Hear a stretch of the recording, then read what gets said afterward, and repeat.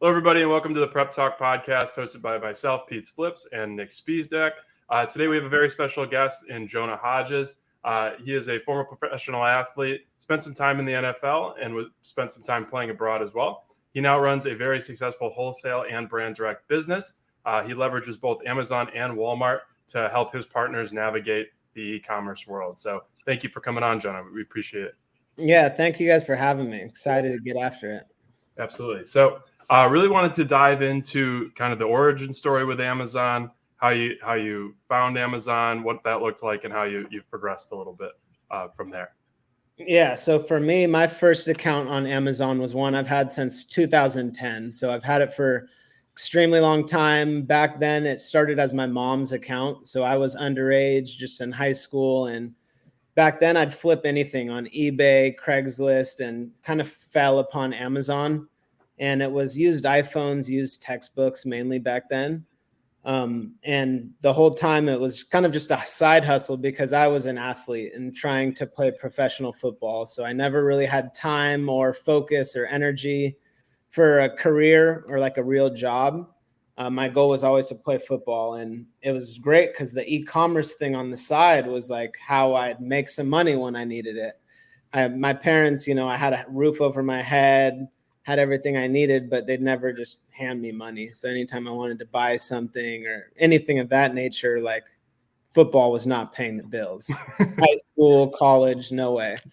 So Amazon was something where I could give it as much time as I wanted to and as much effort. So it truly did just start as a side hustle sort of thing that I would do on and off for like 9 years before I really went full time. And since then, I've been a full-time wholesaler for the past almost 5 years now. Yeah, Jonah, can you let's elaborate on it a little bit, because we see that a lot on the timeline right now, and we see some of the most successful people are former athletes.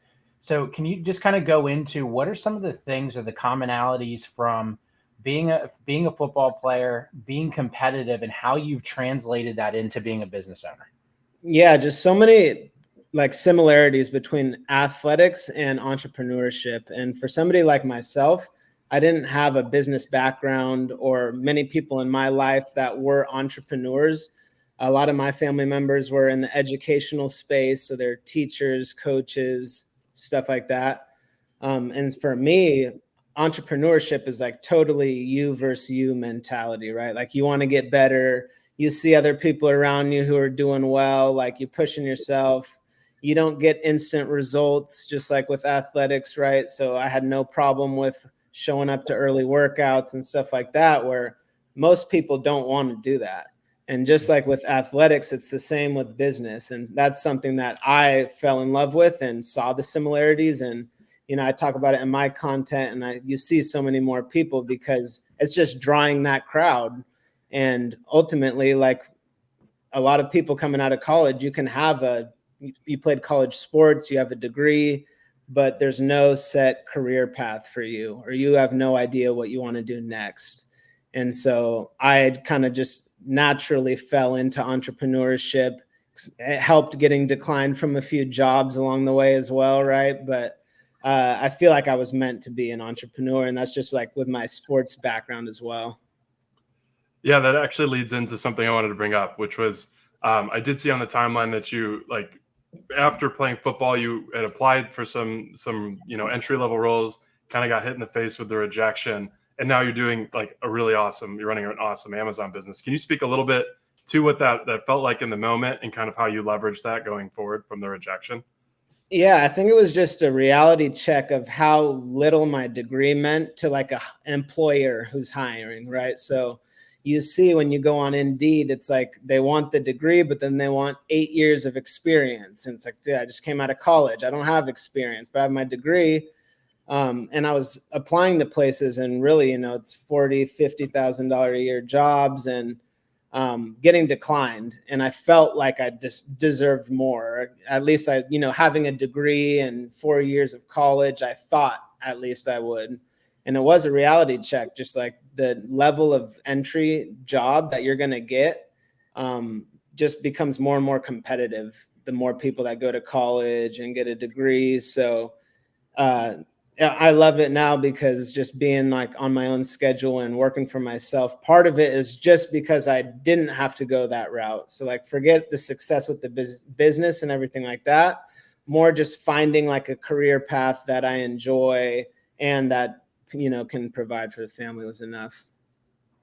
Yeah, that's awesome. So I want to pull something out you said at the beginning of the interview. I think it'll be really relevant to the audience, especially some folks that are a little bit younger going through it. So you mentioned your original account was on your mom's account there. Can you talk a little bit about, for folks that may be in a similar type position, what were some things that you learned with doing that? Is there anything that you would change differently if you were in that boat today? Yeah. So for me, starting out like with Amazon, I had no idea it was going to be a business, right? So like I said, it was my mom's account. It was just an individual account, no LLC attached to it. And so over time I transitioned, right? So I signed up for an LLC and attached that to the business. Starting out though, I definitely would say just like keep it as clean as possible. If treat it like a business. So have your LLC attached, everything like that. I'd like that same account I still have, and some stuff goes to my mom's email. She's like, what is this? Like, and so I just so many headaches, but yeah, starting out for sure, being more official with the business is just a good way of going about it. Excellent. And what's the operation look like today? Yeah. So how it works now is like I partner with brands, I partner with distributors, I partner with retail stores, and I'm kind of looked at as the e-commerce guy. So, brands, they have what they focus on. Distributors focus on selling to retail stores. And a lot of people, at least up until this point, have seen Amazon as kind of like the discount site, the other site that you just kind of list to, and that's that. When it's so much more that goes into an Amazon business, that once you have one, you understand why a brand can't just list their stuff on Amazon. It's like, okay, you have to fulfill the inventory on a consistent basis. People fail at that. And then you're out of stock. That kills sales. So I kind of found that I was pretty good at Amazon. Like in general, I look at Amazon as a set of skills. And I built a team behind me for that. And now we'll partner with brands and, like I said, distributors. And I just try to open accounts and I either buy in bulk or I'll share a profit percentage. But ultimately, it's like getting access to as many brands that are selling online as possible, and honestly, better and better ones. And over time, the business has kind of transitioned from traditional wholesale, where I would just buy and resell whatever, had no connection to the brand, to where now normally on talks with either a brand owner or head of sales, somebody like that. But and that like development took 10 years, going from books to some arbitrage, which I saw you're still doing a little bit of with the Rakuten check today. And then, we developed that over time. I feel like we see on the timeline a lot people wanting to go from like 0 to 100, like that. Could you speak a little bit about like how grueling that process was to go from the very beginning to where you are now, and how much effort it took to get there? Yeah, it was that, first of all, because like, for me, I luckily, one of my first connections was a distributor that I had a close relationship with. And so instantly, right, I have access to a sheet of products that I have to dig through myself. So I spend time looking through each sheet line by line. And then I figure out, oh, you can use some Scan Unlimited for things like this, right? Like this was before I was really into software and social media and stuff like that. It was just like figuring it out. But it ended up paying off so much because like I spent so much time in Amazon Seller Central, like learning the back end and editing listings and figuring all those intricacies out. So that is like a skill that I realized, oh, I can actually help people by teaching them this stuff, or I can help brands by getting more sales to their listings and offering good ideas. Like, you guys have these two products in your catalog, let's create a bundle listing. And so that's the sort of stuff now that I'll create a listing for a brand. I'll be the exclusive seller for that. And is a way for I can give them forecasted purchase orders because I know how often it's selling and stuff like that. So it's a mix of a little bit of everything with what we're doing. Yeah. And then Jonah, can you talk? So you're definitely one of our first guests to come on that talk about how to give brands value and looking at them as, growth partners or people along that journey. So what does that look like? You mentioned the first part, like really diving into Seller Central and understanding that and adding that as a toolbox to your capabilities that you can offer them. What are some other things that folks that are also starting to think in that lens should be considering as they're approaching brand owners? So one thing I'd say is even just fulfillment and logistics is something that you can offer to brands and distributors, because a lot of brands, they're selling well on Amazon, but the brand can't stay in stock, or there's not a lot of FBA stock, where people like undervalue and underestimate how many sales will increase if you're an FBA offer. So like something we'll do is target brands where maybe they've just been doing it themselves, FBM, for the past couple of years. A lot of people do that where they just won't ever learn FBA. It's just confusing for whatever reason. So understanding and explaining that to somebody, like customers trust FBA product. They want the Prime badge. We can do that for you. So these are ways that then you can do a lot more. And at the end of the day, I'm still just buying from them and reselling, but just explaining it in that manner shows that what you're doing and you're the e-commerce guy they trust. Yeah, 100%. So what did that epiphany moment look like for you when you're doing wholesale, you're finding some success, and then just saying, hey, I'm going to try and get one, step up the ladder? What did that look like from the onset? Yeah. So one of the first tips I always tell people is look local to you in terms of suppliers, brands, any connections, because for me, it was somebody local and we weren't their Amazon seller. They had a seller already. We were doing wholesale at that point. We were allowed to sell her products on marketplaces like Walmart, but Amazon was off limits. And so that was just a 18 months relationship we had. We'd sell some on the side for these other marketplaces and stuff, but the main goal was we want to learn more about what they're doing and eventually have them work with us. And we earned that business. And along the way, I actually sat down with them and said, what are you doing with your current partner? What is it they offer? How's the deal structured? Because I want to offer you more value. I want to be a better partner for you.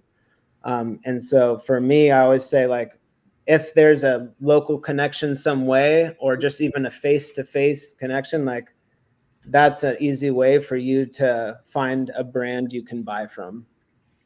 Perfect. Yeah. I want to tap into that a little bit, right? So there's something, whenever you're starting to work with brands, a lot of it's getting into brand registry. So for folks that are unfamiliar with that process, what is that onboarding piece where you're starting to have the engagement with the brand owner, and what does it look like to actually get in brand registry and the capabilities that you can position to a brand owner to be able to leverage better? Yeah. So if a lot of brands don't know, or sellers in general, but when you're on Amazon and you're on a product listing, if you click on the brand name, if it goes to a storefront, that brand is brand registered, right? You guys know what I'm talking about. If you click on the brand and it just goes to nowhere, that brand doesn't have a storefront. So that's something we'll do before we target people, is kind of figure out where they're at. What we've seen too is if they do have a storefront, it's normally somebody like us created it for them. They had some partner and they don't even really understand it at all. They just had somebody do it for them. We say now, there's just so much more you can protect your brand if you're brand registered. So everybody's nervous about resellers breaking MAP pricing. Even just being brand registered, not that you're going to file complaints, but you have more connection and control with Amazon, that then you can be the partner on behalf of the brand. So brands need brand registry because just for the control side, but also marketing with the storefront, the A+ content, you can add so much more to a listing. And ultimately, customers see it more often, they buy more, Amazon's algorithm picks it up, and it's just overall better for everybody. Awesome. So shifting gears a little bit, I think that our audience probably is sitting in the OA space right now and looking to graduate. Where do you see people that are in that position in the OA space kind of struggle as they start to kind of go up the ladder a little bit? Yeah, honestly, I would say overthinking it. Like sometimes it's just overthinking the process of wholesale, right? Like wholesale is not that complicated of a process. A lot of the times you just need to have the conversation first. So if you're an OA seller or an RA seller, what products are you selling right now? Is that a product where you can work directly with? Maybe it's a brand that you can. If it's a big brand, then you probably won't. So then it's just about still, who is it that distributes that product? And kind of think about working your way up the supply chain. So I always think about Amazon in general, and how I've worked with my business and see it going is like getting farther and farther up the supply chain. I think we all know it would be ideal if we were the brand owner and we were doing $1 million a month and, you know, we had 60% margins and all that.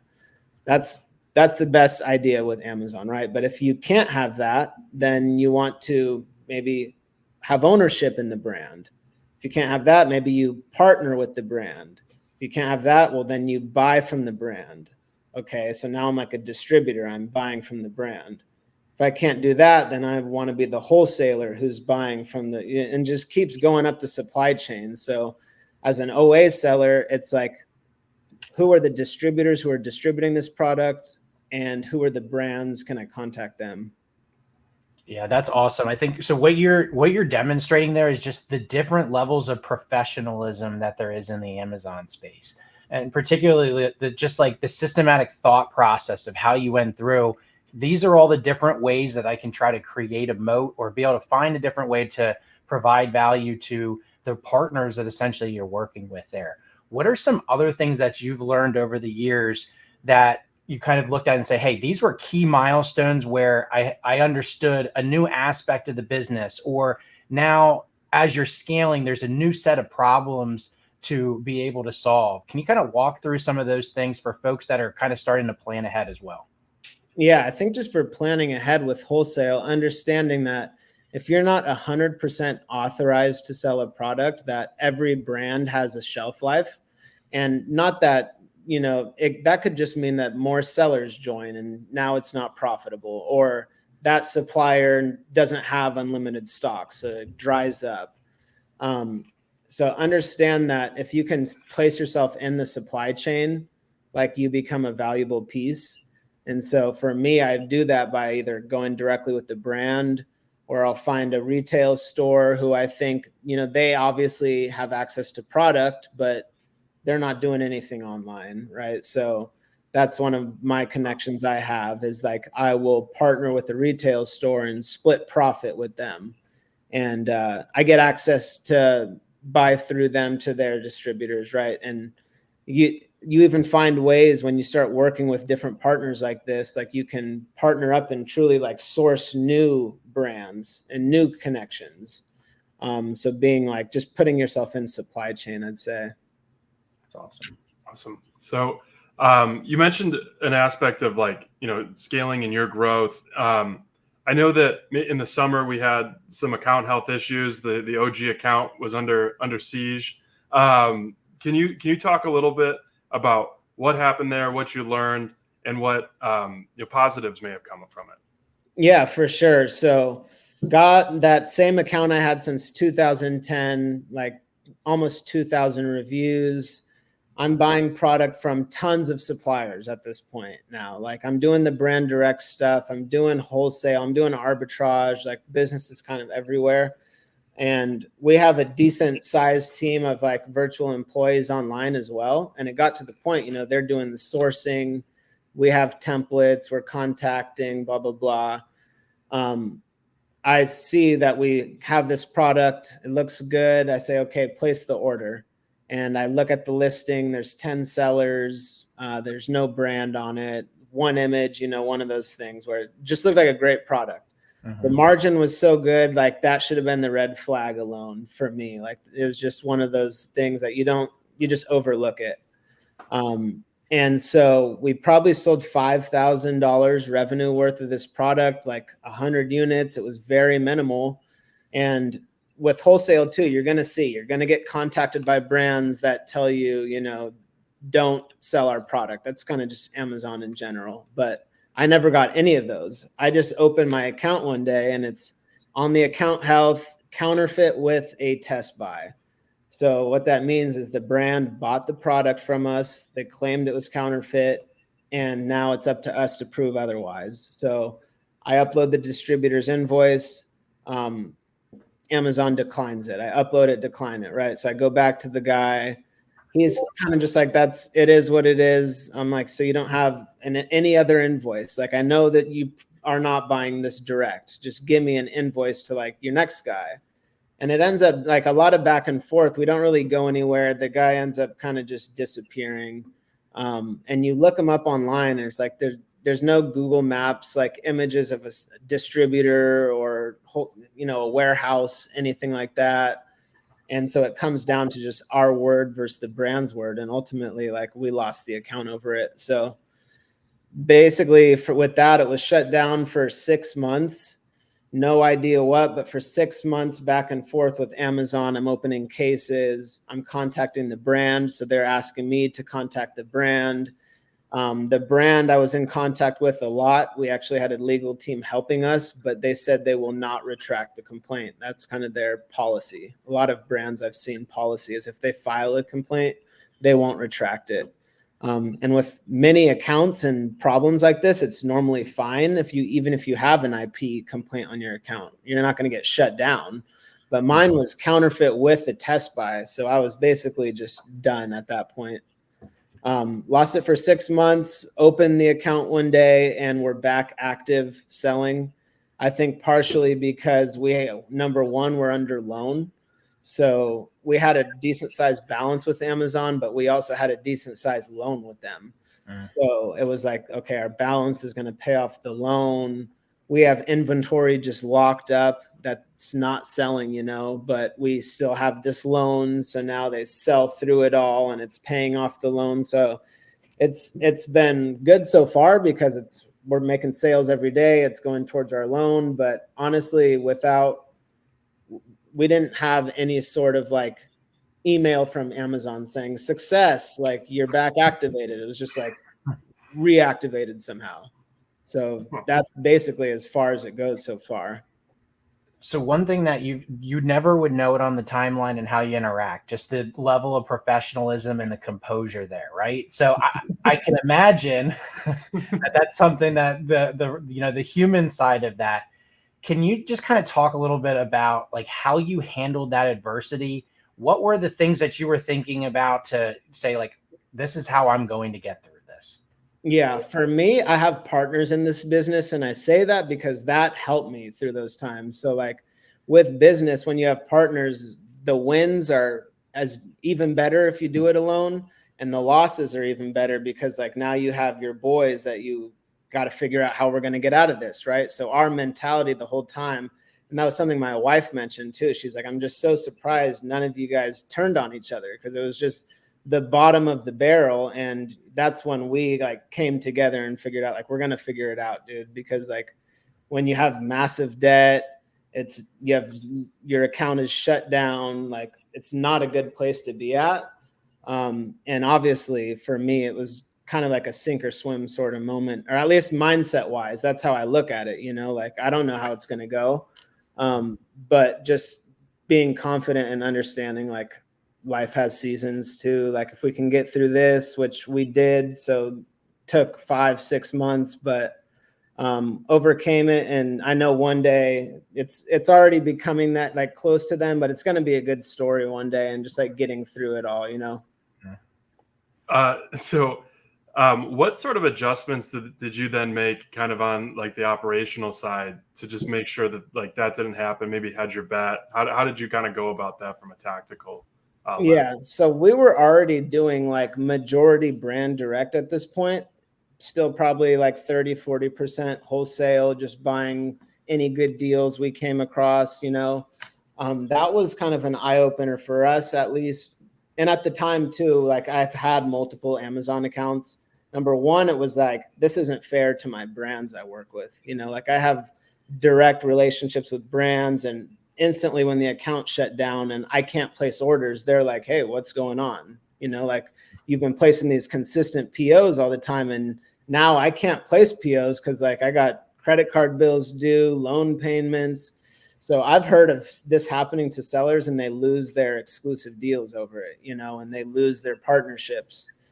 So number one, it was like, I got to keep things separate for sure. And number two, just that long term, I can just see it in the rhetoric with Amazon. Like they want you to at least be authorized. Like if you're not the direct seller, they want you to be an authorized supplier on their platform. That's the only way they can guarantee like authentic products. So my business was already going that way. I'm kind of just doubling down in that avenue. Yeah. Have you, as part of that too, started to look like what are some of the other channels? Are you looking into Walmart at this point? And what does that fulfillment channel kind of look like in terms of adding to the portfolio of your business? Yeah. So like we sell on Walmart, we sell on TikTok Shop, but they're nowhere near what Amazon is. It's more of a talking point with some brands. We have gotten brands that were only Walmart at first, that over time they said we could have Amazon as well. And it's not because we were selling a ton on Walmart. It's more just like length of the relationship. What I would say too is, and I look at it as another platform, is just different marketplaces with Amazon. So that's something we've been doing more of recently. It's something that brands and distributors are very interested in.